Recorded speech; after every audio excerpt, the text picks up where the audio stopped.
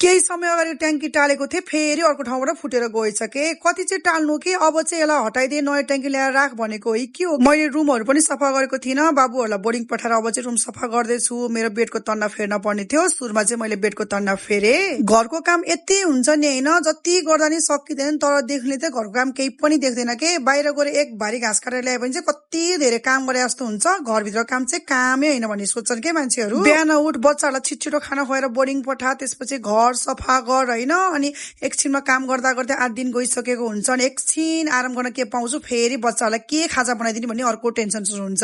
अनि बच्चाहरूलाई खाजा बनाइँदा बनाइँदै बच्चाहरू पनि आइपुग्छन्, उनीहरूलाई खाजा खुवाऊ, होमवर्क गराऊ, फेरि बेलुकाको खाना पाउने बेला त भइसकेको हुन्छ।